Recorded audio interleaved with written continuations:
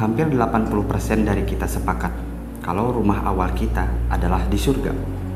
Nenek moyang kita sama, Nabi Adam, manusia pertama yang Tuhan ciptakan dan tinggal di surga.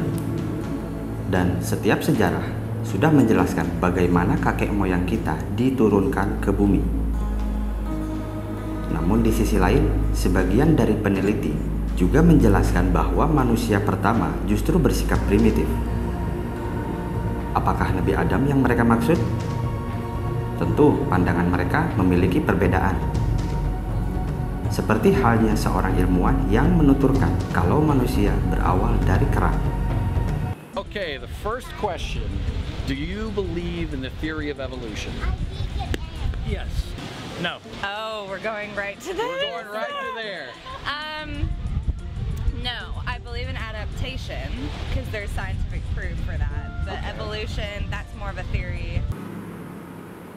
Pada zaman ini awal mula dikenalnya dengan pola hidup nomaden yang dianggap sebagai pola paling purba. Karena hidup mereka nomaden alias berpindah-pindah tempat, di mata masyarakat modern adalah kehidupan yang gak nyaman. Zaman itu mereka bisa tidur di mana saja walaupun hanya di bawah naungan langit, di bawah pohon, dan sebagainya. Dan besok paginya mereka berpindah lagi. Namun ini harus dilakukan oleh manusia pada zaman itu. Soalnya mereka harus mencari tempat-tempat baru yang masih penuh dengan sumber daya, pangan. Maklum pada saat itu manusia belum mengenal yang namanya proses pembaharuan bahan pangan lewat bercocok tanam dan beternak.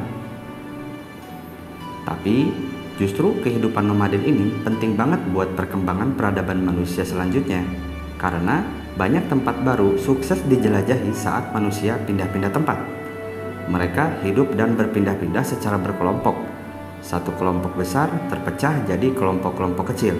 Satu kelompok pindah ke arah utara, kelompok lain pindah ke selatan, dan sebagainya.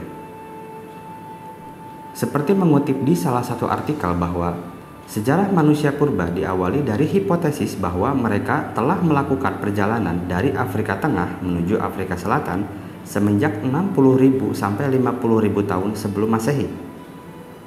Di tahun 50.000 sampai 45.000 tahun sebelum Masehi, manusia mulai melakukan perjalanan yang lebih luas menuju ke India, Arab, bahkan Indonesia. Selanjutnya, mereka meneruskan pergerakan ke Australia, Cina, Jepang, sampai Amerika Utara. Jadi manusia-manusia ini berpindah-pindah berdasarkan apa? Mereka hanya mengandalkan insting dan bantuan alam, seperti perpindahan burung-burung, arah angin, hingga konstelasi bintang-bintang. Kalau nggak nekat dan berniat mempelajari alam, manusia bisa aja udah punah dari zaman dulu. Berarti secara fisik dan mental, manusia memang sudah kuat dari zaman dulu.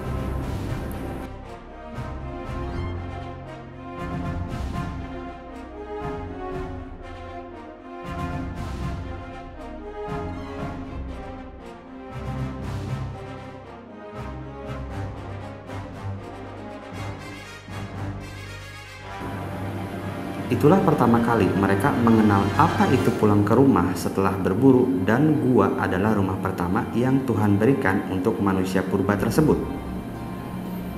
Meskipun setelah sumber makanan di sekitar mereka habis, mereka akan mencari tempat tinggal yang baru. Begitu seterusnya.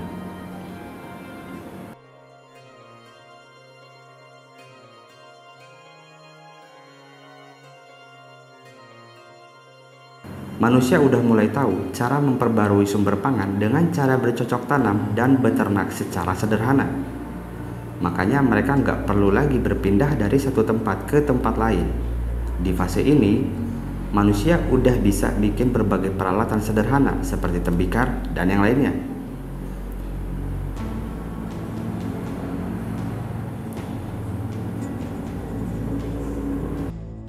Tempat-tempat yang biasa jadi pemukiman adalah tempat-tempat yang dekat air, seperti pinggir sungai. Soalnya, tanah di sekitarnya subur, cocok untuk bertanam. Lagi pula, di sungai ada berbagai macam ikan dan hewan-hewan lain yang mencari minum. Intinya, sungai atau perairan tawar lainnya adalah sumber penghidupan. Karena udah menetap dalam kurun waktu yang lama, manusia di zaman ini nggak lagi menghuni gua. Mereka udah bisa membangun rumah meski sederhana banget.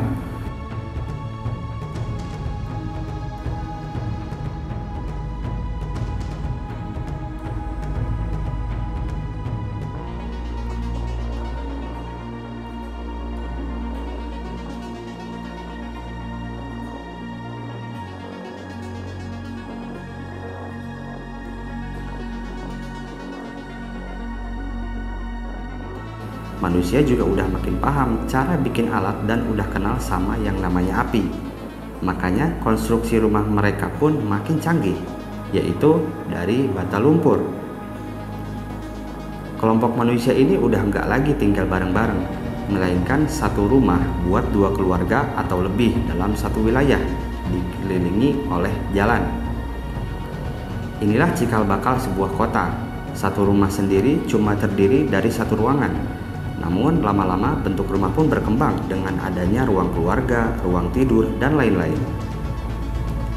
Konsep rumah dan perkembangannya pun beda-beda di setiap kebudayaan. Kalau di kebudayaan Romawi dan Yunani, estetika rumah diperhatiin banget. Makanya rumah-rumah di sana banyak ornamennya. Sementara itu di Nusantara, terutama yang terkena pengaruh kebudayaan Hindu, letak rumahlah yang jadi fokus. Kenapa? Karena hal itu diyakini berpengaruh terhadap kehidupan kita.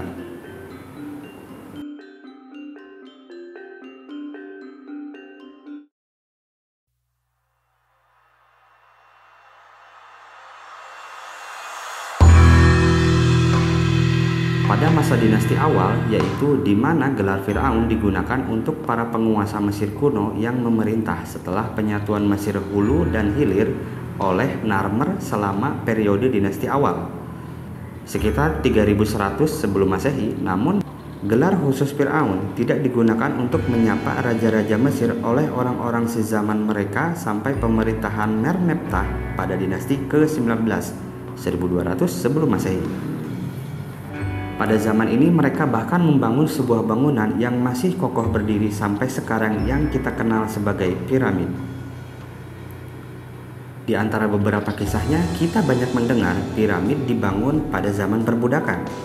Bahkan di zaman itu, untuk membangun bangunan setinggi itu, teknologi apa yang mereka pakai? Apa sama seperti sekarang memakai kren dan yang lainnya? Kalau semua hanya memakai tenaga manusia, sekuat apa mereka di zaman dulu?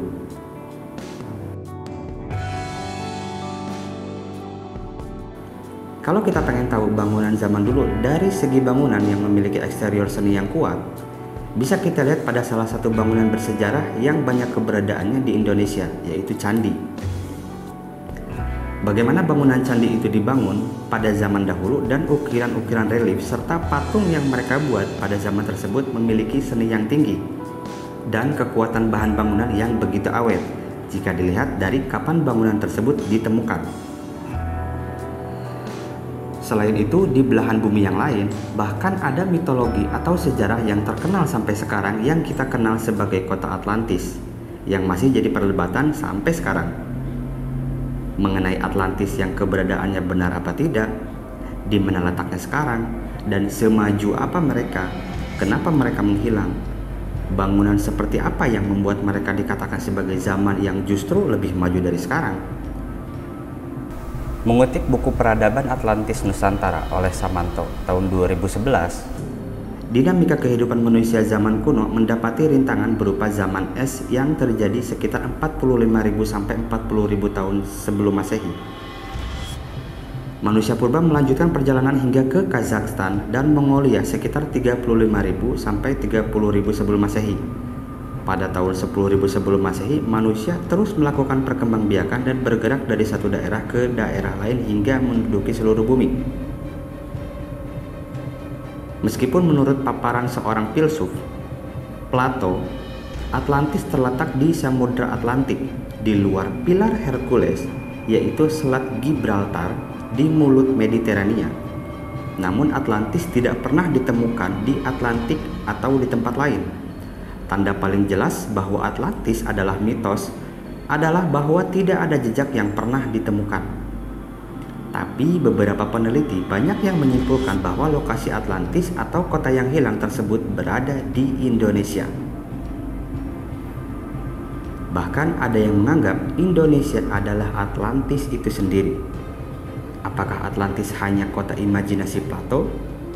Kalau hanya imajinasi, mengapa penelitian mengenai Atlantis masih dilakukan sampai sekarang? Penyebab para peneliti tidak berhenti sampai di situ, karena mereka meyakini jika kita belajar dari sejarah, kita akan belajar mengenai apa yang mesti diperbaiki, apa yang mesti dikembangkan, dan apa yang mesti dibuat di masa depan. Terutama di pembahasan kita saat ini, yaitu rumah. Setelah melakukan banyak penelitian, kami menyimpulkan berikut beberapa bangunan yang diduga sebagai rumah pada zaman dahulu, di antaranya kuil megalitik Malta berasal dari 3600 sebelum Masehi dan 700 sebelum Masehi. Kuil megalitik Malta dianggap sebagai struktur berdiri bebas tertua di bumi. Kuil-kuil ini dibangun selama 3 fase revolusi budaya. Saat ini, kuil-kuil tersebut dikelola oleh Warisan Malta. Kuil-kuil Malta dibangun di beberapa lokasi di seluruh Malta, dengan masing-masing situs memiliki fitur uniknya sendiri. Namun semua kuil memiliki arsitektur yang sama, seperti dinding internal kuil yang terbuat dari ortostates atau deretan lempengan batu besar. Variasi utama dalam pembangunan kuil terletak pada jumlah kamar, yang disebut sebagai apses. Dengan beberapa memiliki 3, 4, 5, atau bahkan 6. Ruang di antara dinding apses dipenuhi dengan batu-batu lepas dan tanah yang terkadang berisi pecahan tembikar. Dinding luar kuil biasanya terbuat dari batu kapur karang, bahan yang secara signifikan lebih keras daripada batu kapur globigerina yang digunakan di bagian internal kuil. Globigerina digunakan untuk elemen dekoratif dan ukiran di dalam kuil seperti pohon, tanaman, dan hewan. Cairn of Barnenes terletak di Britania, Prancis. Cairn of Barnenes adalah monumen Neolitik atau bagian terakhir dari zaman batu dan dianggap sebagai salah satu monumen megalitik yang paling awal di Eropa. Saat ini Barnenes memiliki panjang 72 meter, lebar 25 meter, dan tinggi lebih dari 8 meter. Cairn of Barnenes dibangun dalam 2 fase, dengan yang pertama di antara 4850 sampai 4250 sebelum Masehi. Dibangun menggunakan 13.000 sampai 14.000 ton batu dan berisi 11 ruang yang terbuat dari granit dan batu tulis yang dapat diakses melalui lorong terpisah. Awalnya semua kamar tertutup oleh gundukan itu. Namun, penggalian modern telah menyebabkan beberapa di antaranya menjadi terbuka sebagian. Ada juga 9 dinding batu kering sempit yang ditutupi dengan lempengan dan mengarah ke ruang corbel. 1 meter kubik Barnenes berisi 1.500 kg batu. Fase pertama monumen, Cairn 1 memiliki volume sekitar 2.000 meter kubik dan dibangun dari 1.000 ton granit dan 3.000 ton dolerit. Secara keseluruhan dibutuhkan 15.000 sampai 20.000 hari kerja atau 200 pekerja selama 3 bulan dengan asumsi 10 jam sehari. Itu untuk membangun 1 cairn saja.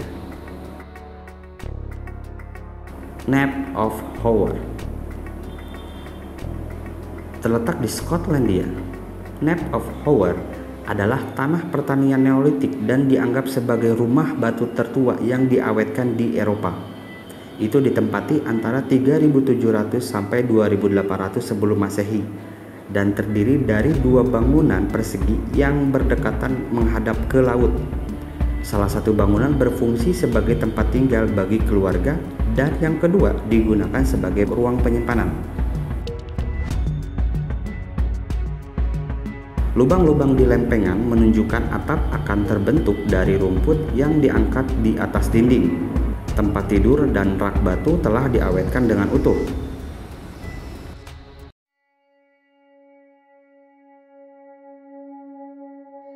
Pada masa pertengahan, peradaban udah makin kompleks. Manusia di zaman itu udah mulai punya beragam kebutuhan dan kenal proses jual beli dengan alat tukar. Mereka juga mulai memahami konsep pekerjaan, sehingga banyak rumah terbagi atas dua bagian. Bagian bawah buat kerja, serta bagian atas buat hunian. Memasuki zaman pencerahan, peradaban manusia jadi lebih mendekati pola kehidupan yang kita kenal sekarang. Masyarakat mulai membedakan antara tempat kerja dan rumah. Buat tempat kerja, ada bangunannya sendiri, begitu pula rumah.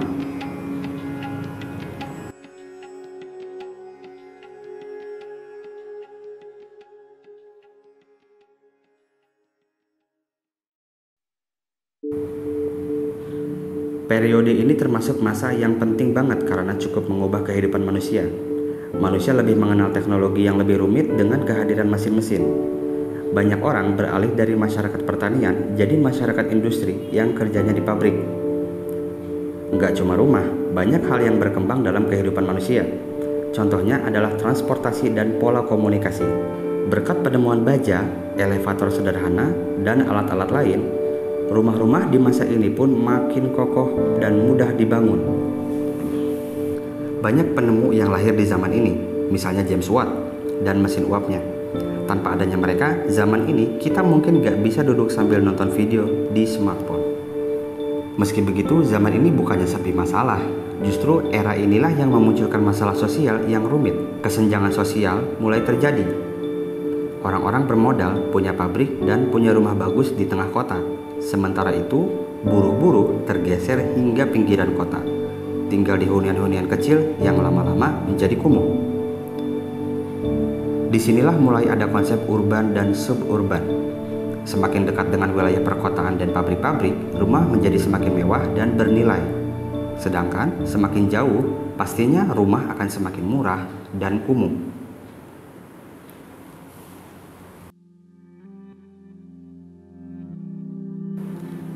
Kalau pada masa-masa sebelumnya, orang kaya hanya tinggal di rumah-rumah besar dan tengah kota. Lain halnya pada masa modern ini, bentuk rumah pun beragam seperti yang udah bisa kita lihat sehari-hari. Nggak cuma rumah besar, ada juga rumah kompleks mewah, klaster, hingga apartemen. Di kota-kota yang maju dan bidang industrinya maju, kayak Singapura, Jakarta, dan Hong Kong, makin susah menemukan rumah yang berjarak. Soalnya, jumlah penduduknya yang semakin banyak dan rumah-rumah menjadi semakin padat. Pembangunan apartemen pun jadi gila-gilaan. Yang tinggal di sana juga bukan selalu masyarakat kelas menengah ke bawah.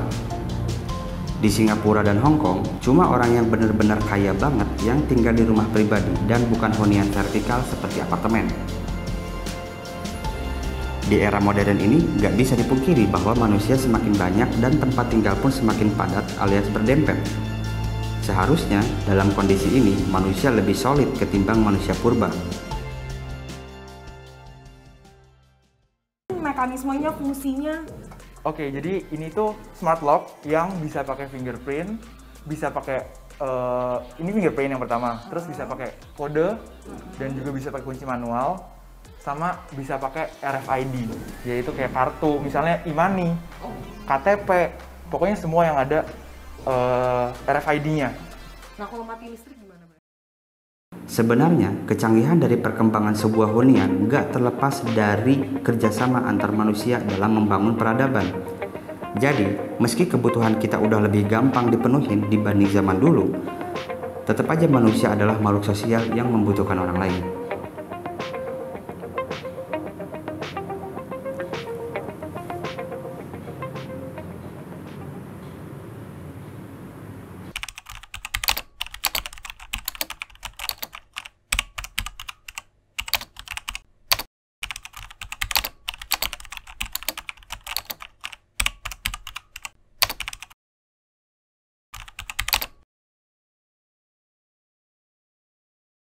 At least to me, because I've been watching it for a while.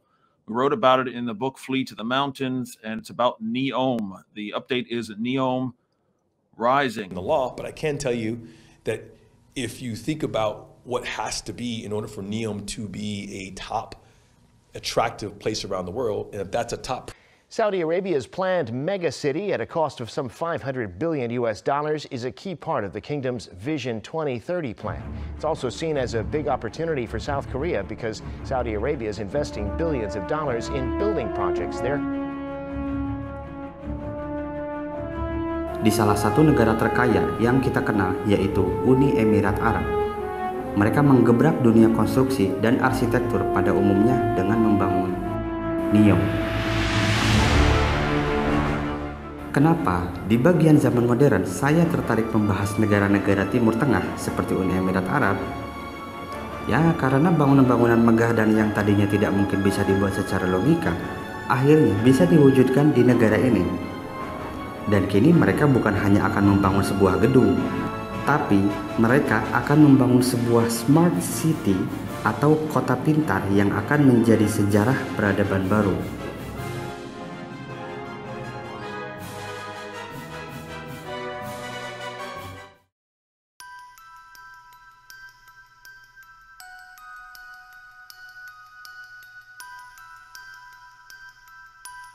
Menurut Wikipedia, NEOM adalah sebuah kota yang sedang dibangun di Provinsi Tabuk di barat laut Arab Saudi. Rencananya akan menggabungkan teknologi Smart City dan berfungsi sebagai destinasi wisata.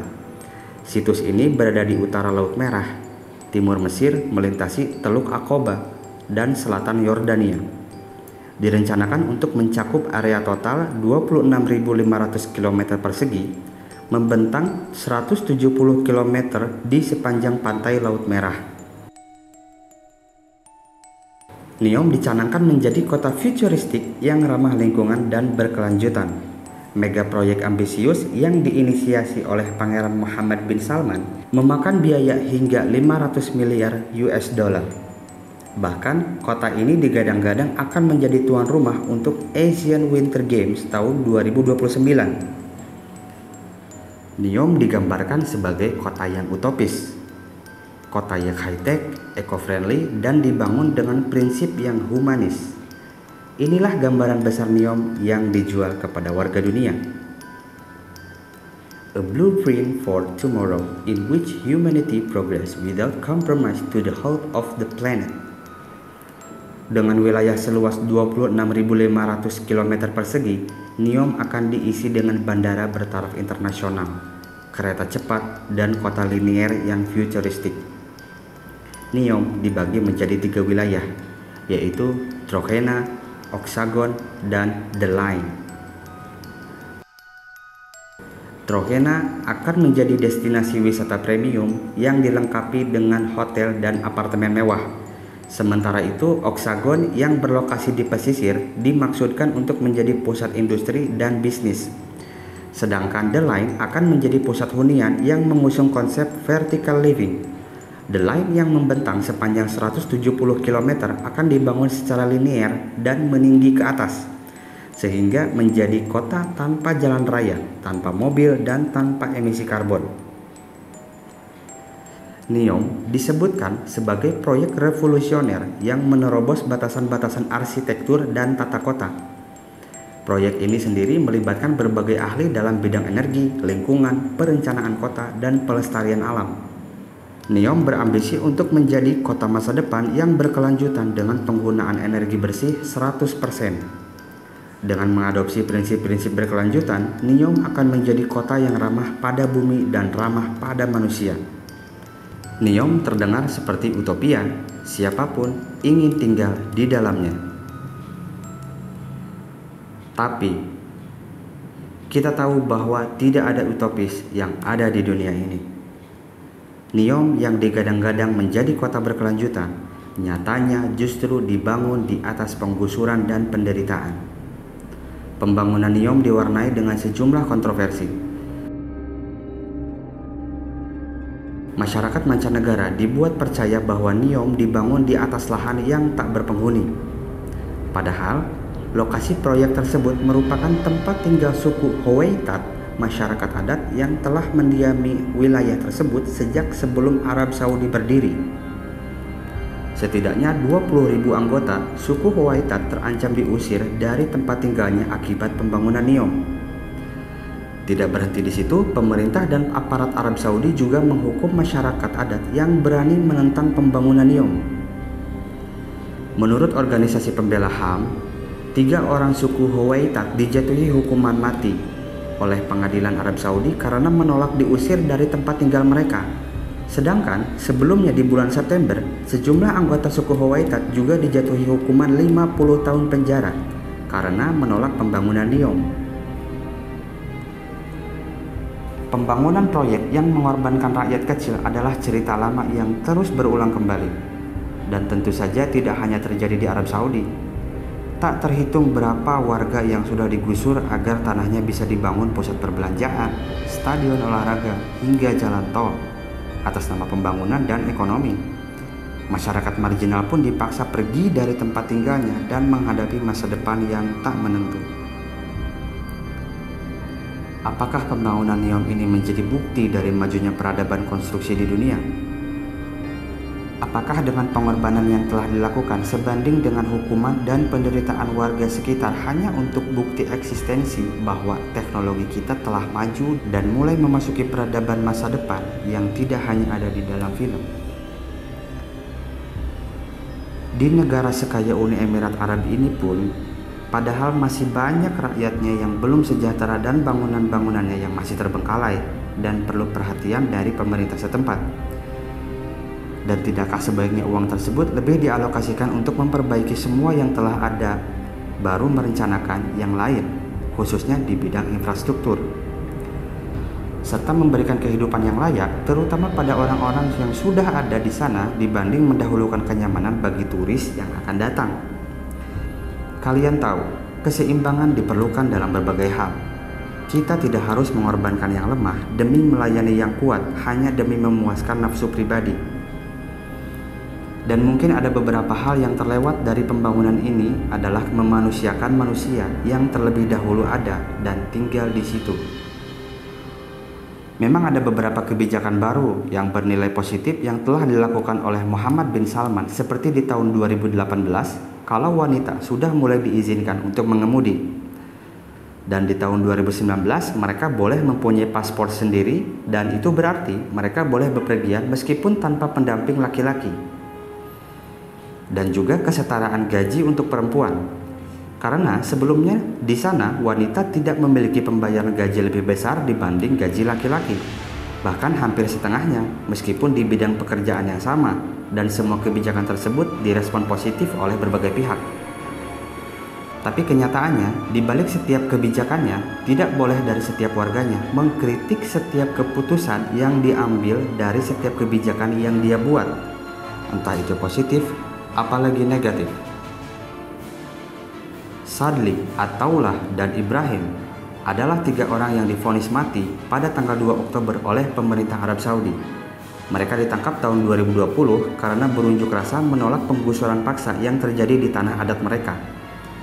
Mereka dituduh tindakan teror dan mengganggu stabilitas kerajaan Arab Saudi.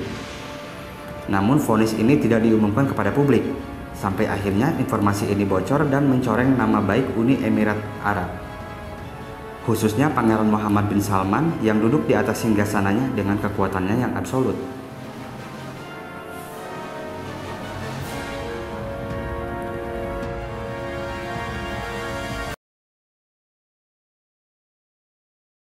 Di awal peradaban manusia tadi, kita yang hanya ingin bertahan hidup, setelah semuanya terwujud dan dimudahkan, kenapa keserakahan mengubah diri dan pandangan kita terhadap sesama manusia? Apakah tidak bisa kita mengendalikan keserakahan yang ada dengan bersyukur? Nikmatilah kebahagiaan saat kita berkumpul dengan orang yang kita sayangi, meskipun di dalam sebuah bangunan sederhana yang kita sebut rumah.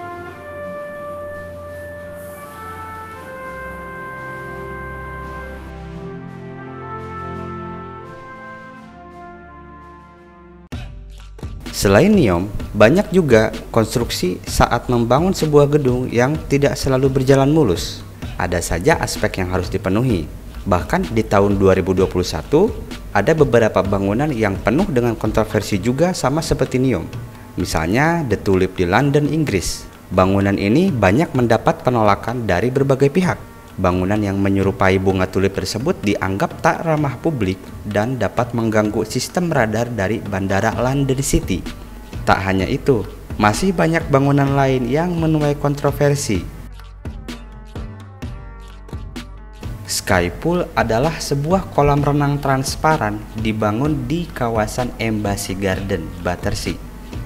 Sky Pool membentang 15 meter di antara dua bangunan yang dimiliki oleh pengembang EcoWorld Ballymore.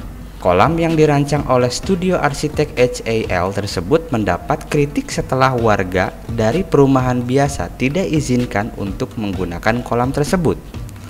Selain itu, penghuni gedung tersebut mengaku menghabiskan biaya pemanas hingga 450 pound sterling per hari hanya untuk menggunakan kolam tersebut. Tentunya rencana membuat The Tulip di London mendapat ganjalan bahkan sejak diusulkan. Meski sempat mendapat lampu hijau dari pemerintah, namun pembangunan gedung setinggi 305 tersebut ditolak. Gedung yang dirancang Foster & Partner ditolak oleh pemerintah Inggris karena kekhawatiran tentang hasil karbon yang dihasilkan dan dampaknya terhadap bangunan bersejarah yang berada di kawasan tersebut. Wali Kota London Sadiq Khan telah menolak proyek tersebut karena dianggap tidak ramah publik dan hanya bisa dinikmati oleh kalangan tertentu saja. Telosa adalah kota mandiri yang bakal dibangun di Amerika Serikat di bagian barat. Telosa dirancang oleh studio arsitektur Denmark Big. Kota ini diklaim bakal menampung 5 juta penduduk yang memiliki standar tinggi untuk kehidupan perkotaan, memperluas potensi manusia, dan menjadi blueprint untuk generasi mendatang. Salah satu kontroversi yang menyeret bangunan ini adalah karena pemiliknya merupakan miliarder bernama Mark Lord. Lord memperoleh kekayaannya dari Walmart, sebuah perusahaan dengan reputasi buruk karena memberikan gaji yang sangat rendah. Arsitek pemenang penghargaan Pritzker Frank Gehry merancang menara berlapis baja untuk pusat seni Luma Arles di Prancis Selatan. Tujuannya untuk membangkitkan lukisan karya Van Gogh. Tetapi proyek ini mendapatkan kritik tentang dampak lingkungan dan tempatnya di antara kota Romawi kuno Arles. Dalam wawancara, Gehry menggunakan bahasa yang penuh warna untuk mempertahankan karyanya.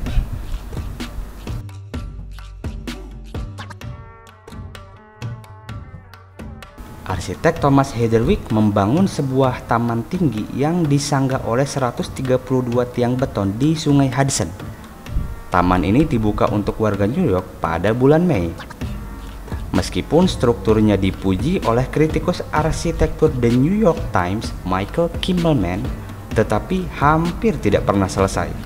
Pembangunan taman tersebut menghabiskan dana senilai 260 juta US dollar dan sempat dihentikan pada 2017 ketika Pengadilan Distrik Amerika Serikat membatalkan izinnya karena kelompok advokasi The City Club of New York. The Portland Building. The Portland Building dibangun Michael Graves dan menjadi bangunan pertama era postmodern di Amerika Utara. Bangunan tersebut mulai menjadi kontroversi ketika banyak yang bertanya tentang validitas dan kegunaannya pada penduduk Portland. Selain itu, Portland Building juga menerima kritik keras akibat desain berlebihan dan rencana interior tertutup di dalamnya. La Sagrada Familia merupakan basilika Katolik Roma yang menjadi ikon kota Barcelona. Basilika merupakan proyek konstruksi terpanjang di dunia. Tahun ini merupakan tahun ke-132 basilika sejak kali pertama dibangun pada 1882. Pembangunannya terhenti pada 1926 setelah sang arsitek Antoni Gaudi meninggal akibat kecelakaan. Hampir 100 tahun setelah kematian Gaudi, serangkaian arsitek telah mengeksekusi lanjutan bangunan ini. Meski gambar aslinya telah hancur total akibat Perang Saudara di Spanyol, Kini proyek pembangunan Sagrada Familia direncanakan selesai pada tahun 2026 untuk menandai 100 tahun kematian Gaudi dan 144 tahun setelah pembangunan pertama dimulai. Antira Residential Tower. Antila Residential Tower dibangun dekat dengan kawasan kumuh Golibar di pusat kota Mumbai. Menara dengan 27 lantai itu merupakan rumah bagi sebuah keluarga yang memegang rekor sebagai residensial pribadi termahal di dunia. Total dana pembangunannya mencapai 1 triliun dolar Amerika Serikat atau lebih dari 12.000 triliun rupiah. Bangunan ini dimiliki oleh orang kaya nomor 5 di dunia, Mukesh Ambani. Proyek tersebut telah menerima penolakan luas dari penduduk Mumbai. Penduduk beranggapan bahwa menara itu tidak sensitif dan terlalu berlebihan, serta meremehkan rumah-rumah di sekitarnya. Bangunan ini resmi dibuka pada 1893 dan didedikasikan untuk kesuksesan wanita dalam seni dan kerajinan. Meskipun proyek pembangunannya sempat dihentikan, namun Sophia Hayden Bennett, lulusan wanita pertama dari Massachusetts Institute of Technology, terus melakukan pembangunan sesuai rencana. Bangunan ini mulai dikritik karena dianggap meremehkan bangunan lainnya yang dibangun oleh laki-laki melalui estetika feminin yang dimiliki perempuan. Bangunan tersebut menjadi pusat argumen tentang perlu adanya ruang untuk pekerjaan perempuan dan peran perempuan dalam arsitektur. The Walkie-Talkie menimbulkan banyak perdebatannya setelah desainnya dibenci banyak orang.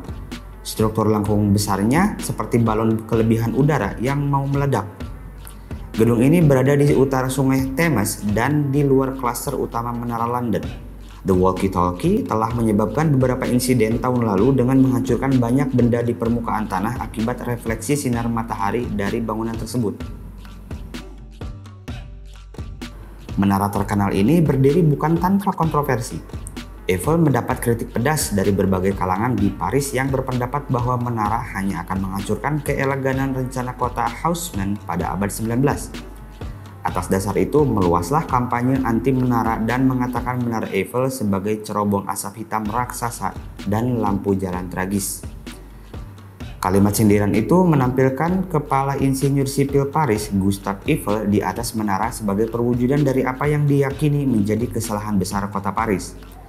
Pembangunan menara itu terus berjalan, bahkan hingga kini Eiffel menjadi ikon Paris dan telah dikunjungi hampir 250 juta orang sejak dibuka pertama kali pada 1889.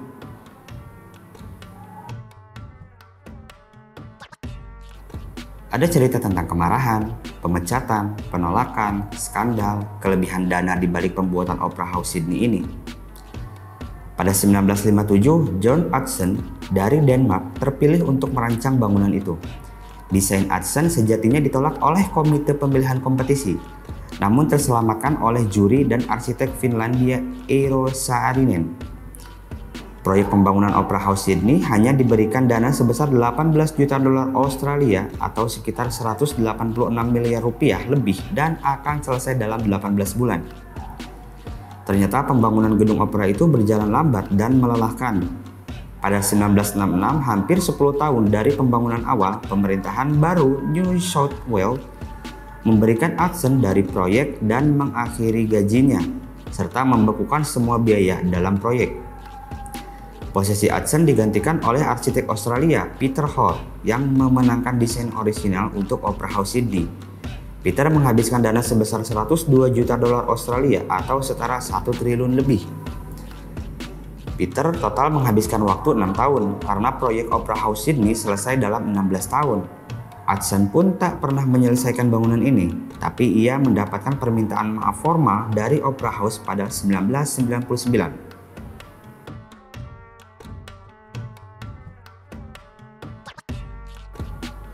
Al-Wakrah Stadium merupakan satu dari 5 stadion yang akan dibangun untuk Piala Dunia Qatar 2022. Kritik awal dimulai dari desain stadion, tapi sebelumnya bangunan ini telah terlebih dahulu menimbulkan kontroversi seputar kondisi kerja proyek.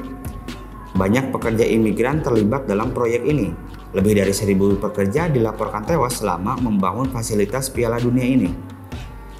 FIFA selaku organisasi sepak bola dunia terus memonitor kondisi pembangunan stadion di Qatar itu. Sebelumnya, banyak yang menentang Piala Dunia 2022 diselenggarakan di Qatar karena indikasi korupsi di dalamnya dan panasnya suhu di sana.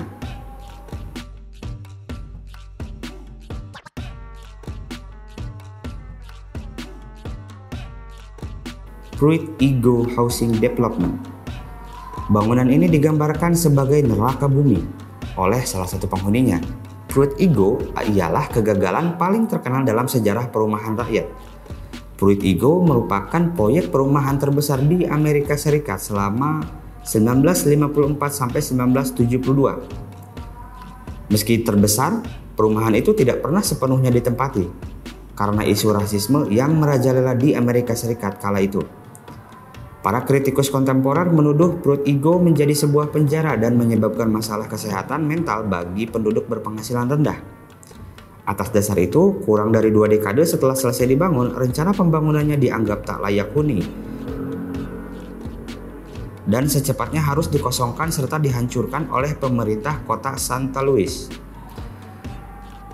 Fruit Ego pun akhirnya dihancurkan menggunakan peledak. Charles Cheng kemudian menyatakan hancurnya Fruit Ego sebagai kematian arsitektur modern. Kini, Fruit Ego sering digunakan sebagai contoh untuk menghindari apa-apa yang dilarang dalam desain perkotaan. Selain itu, Fruit Ego juga sering dianggap sebagai pelopor kejatuhan perumahan rakyat di St. Louis.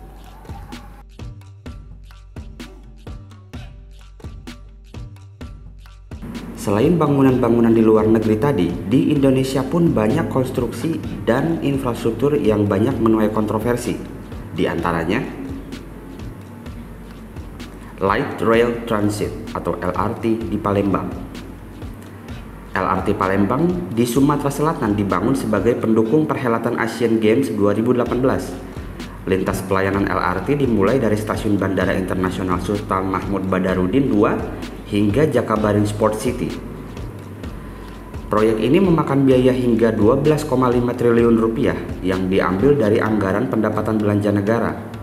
Pada awal pembukaannya, moda transportasi ini menarik minat masyarakat setempat, namun saat ini jumlah penumpang kini hanya 10%. Minimnya penumpang LRT Palembang tentu saja mengecewakan mengingat subsidi untuk operasional moda transportasi tersebut tidak murah.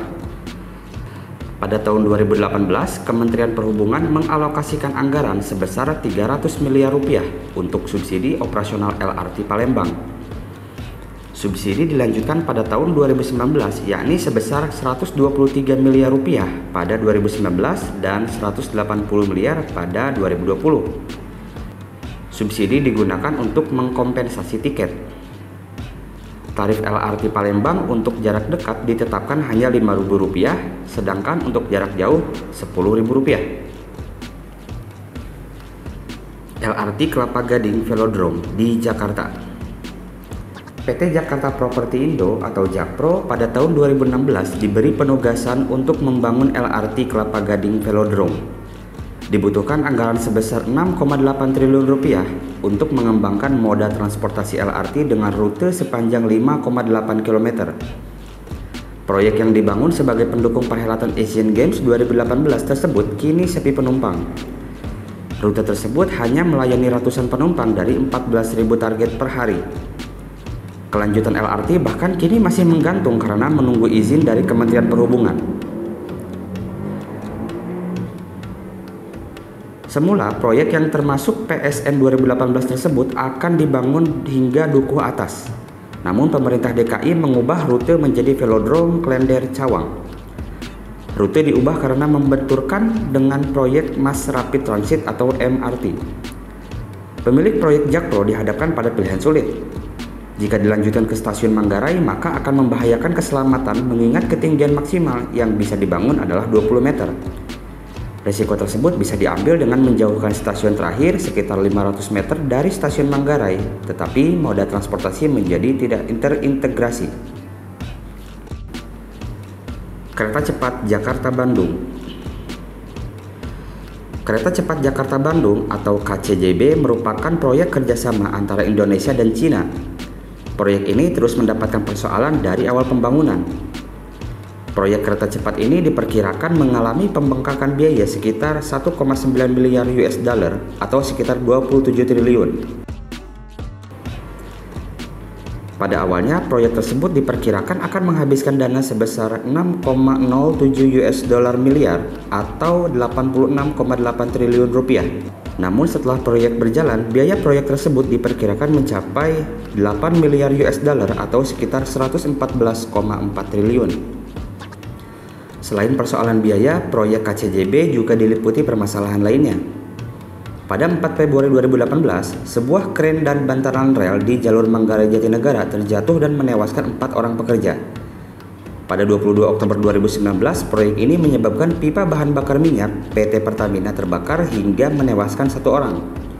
Proyek KCJB juga tersangkut izin AMDAL, terutama setelah menyebabkan gorong-gorong mampet sehingga membuat banjir tol Jakarta Cikampek dan sekitarnya pada awal 2020. Persoalan terakhir adalah akan mundurnya PT Wijaya Karya sebagai pemimpin konsorsium dari pihak Indonesia. Mereka akan mengalihkan sebagian sahamnya ke PT KAI.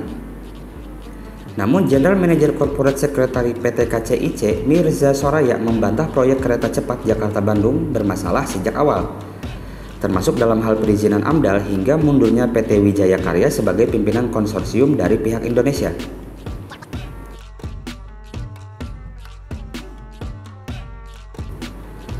Bandara Kertajati di Majalengka, Jawa Barat.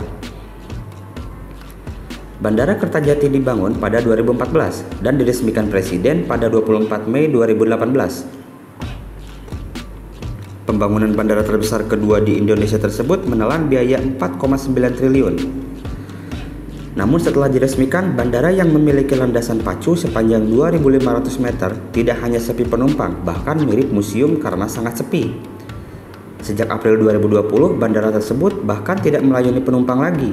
Sebelumnya terdapat 4 maskapai yang memiliki rute dari dan menuju Bandara Kertajati, yaitu Garuda Indonesia, Citylink, Lion Air, dan Wings Air. Sulitnya akses ke bandara menjadi biang keladi dan tidak lakunya Bandara Kertajati. Saat ini akses ke bandara hanya melalui jalan biasa sehingga memakan waktu lama. Pemerintah diharapkan segera menyelesaikan pembangunan tol Cileunyi-Sumedang-Dawuan sebagai akses menuju bandara. Keberadaan tol diharapkan bisa mempersingkat perjalanan ke bandara dari kota Bandung menjadi 1,5 jam dari sekarang 3,5 jam.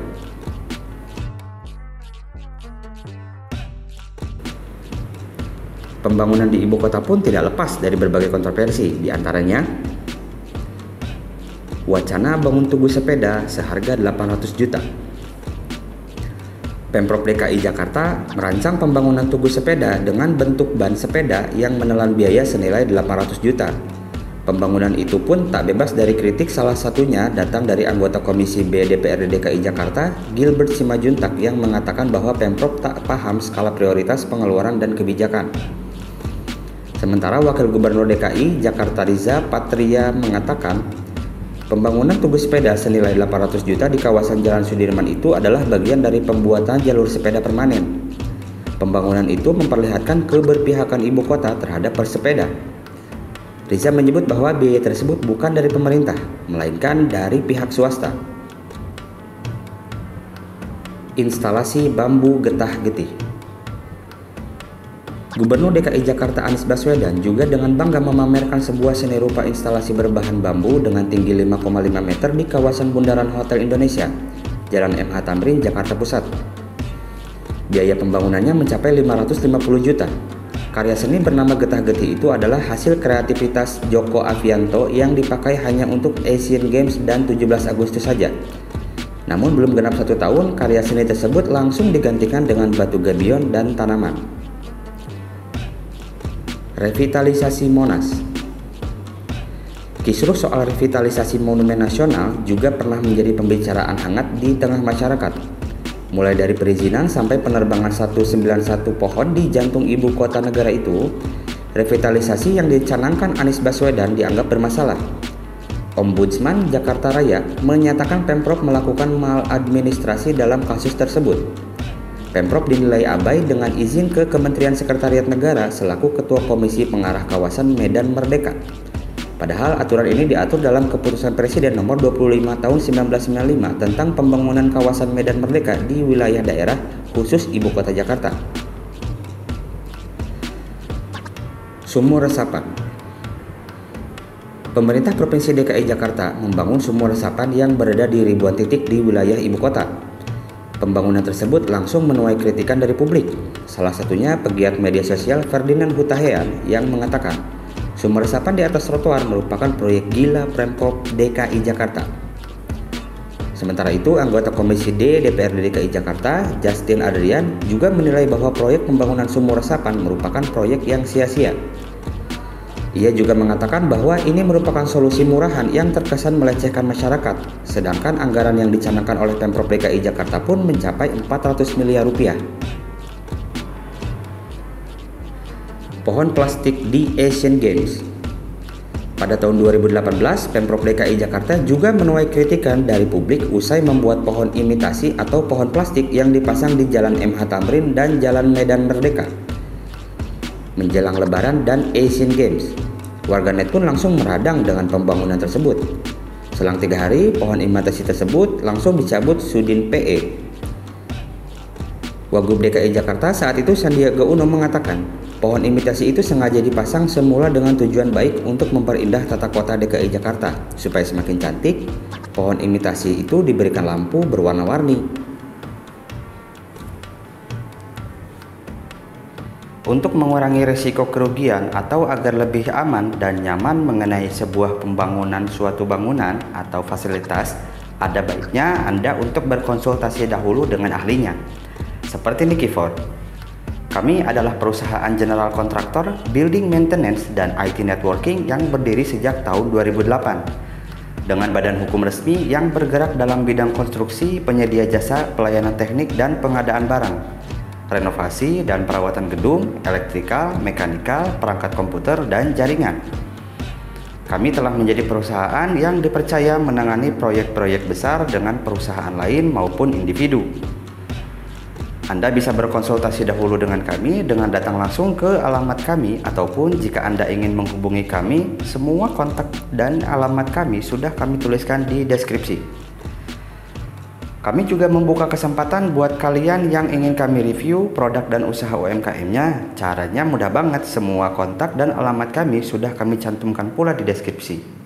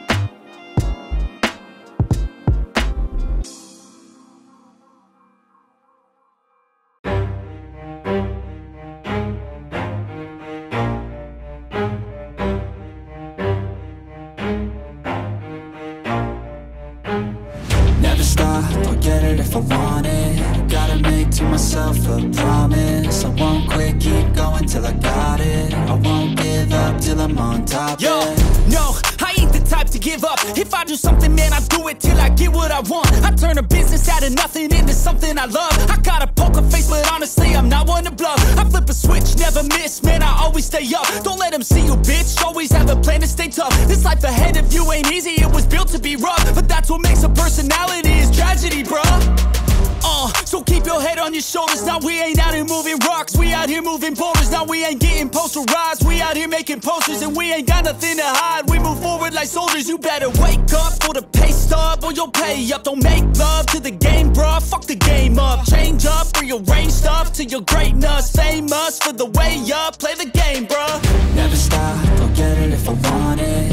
Gotta make to myself a promise. I won't quit, keep going till I got it. I won't give up till I'm on top, yeah. You know I'm always honest, there ain't no way I'm ever stopping. I won't quit, keep going till I got it. I won't give up till I'm on top, I'm always flirting with pain, she like to hurt me and maim. I'm always working to change, but she's still lurking the same. I keep on building a dynasty while the haters be trying me. But they hate from inside, you see, hate themselves in society. So I let them speak quietly while my actions speak wider. See, they be hiding in privacy with the screen. Oh, the irony to hate someone who's trying to be whatever they would like to be. We all feel the anxiety, we make our own rivalries.